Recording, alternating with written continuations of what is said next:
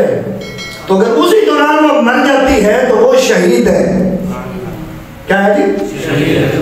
کیوں؟ اس لیے کہ ذمہ داریاں بڑھی. جب امید سے تو کیا ہے، اب اس کے لیے اتنی احتیاط ہے کہ جو کھائے گی اس کی بھی احتیاط ہے کہ جو کھا رہی ہے دیکھے گی حلال ہے یا حرام ہے.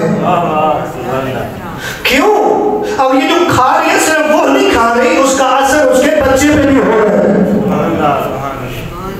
جو سنے گی وہ سنے گی جو اسلام کے مطابق ہے. اگر غلط کوئی سن لیا، جیسے کہ اکثر ہوتا ہے ہمارے یہاں یہ رواج ہے کہ بور ہو گیا ہے کہ میوزک لگا دیں.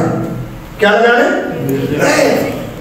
تو یاد رکھیں اگر عورت جو ہے اس دوران میوزک سنے گی تو وہ بچے پہ بھی اثر ہوگا. وہ بچہ پھر ایسے ہی ہوگا جیسے وہ بنا رہی ہے. آنکھیں جو دیکھے گی، جو ذہنوں میں تصویر بن رہی ہے، صرف اس کے نہیں اس کے بچے پہ بھی کوئی اثر ہوگا.